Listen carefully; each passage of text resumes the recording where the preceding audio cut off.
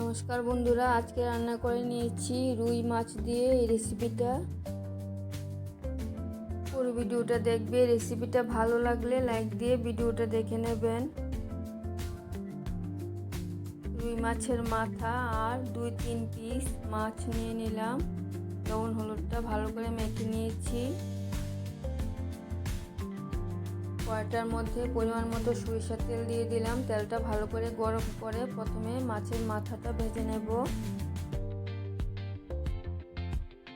তেলটা গরম হয়ে গেছে, মাছের মাথাটা দিয়ে দিলাম আর মাছের লেজটাও দিয়ে দিলাম। উল্টে পাল্টে ভালো করে ভেজে নিচ্ছি। মাছের পিসগুলি ভাজা হতে হতে কী কী দিয়ে রেসিপিটা রান্না করব সব কিছু নিয়ে নিলাম। অল্প পেঁয়াজ, আদা, কাঁচা লঙ্কা একসাথে পেস্ট করে নিচ্ছি। মাছ ভাজা তেলটার মধ্যে আরও কিছুটা সরিষার তেল দিয়ে দিলাম। তেলটা ভালো করে গরম করে আরও কিছু পেঁয়াজ তেলের মধ্যে দিয়ে দিলাম। পেঁয়াজগুলি ভালো করে ভেজে নেব। পেঁয়াজের মধ্যে লবণ আর হলুদটা দিয়ে দিলাম।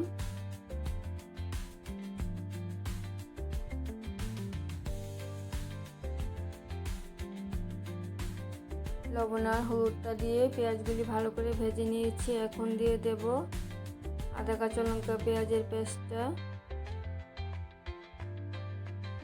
মিক্সিতে লেগে থাকা বাকি পেঁয়াজের পেস্টও দিয়ে দিলাম। ভালো করে কষিয়ে নেব।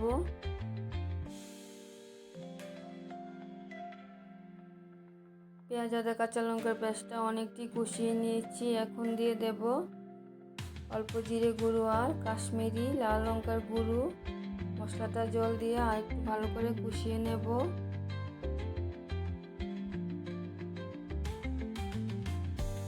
ভালো করে মিশিয়ে কষিয়ে নেব।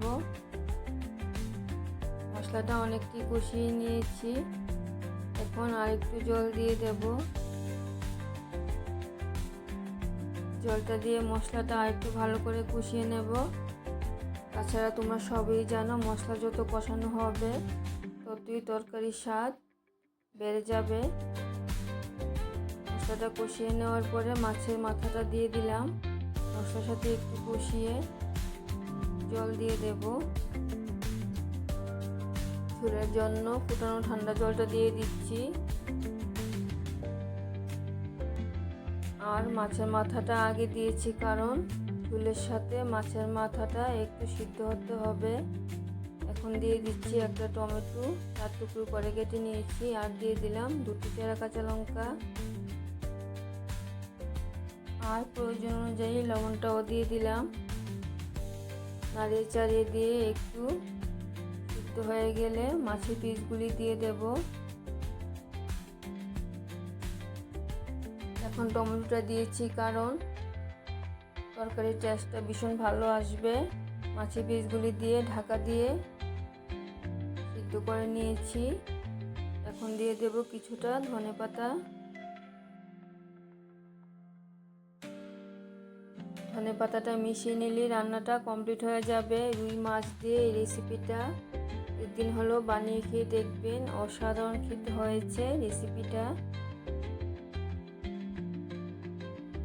সত্যি কথা বলতে কি বন্ধুরা, এই রেসিপিটা দিয়ে আমি অনেকগুলি ভাত খেয়েছি। আবার দেখা হচ্ছে আরেকটা ভিডিও নিয়ে। সবাই ভালো থাকবেন, সুস্থ থাকবেন। ধন্যবাদ সবাইকে আমার ভিডিওটা দেখার জন্য।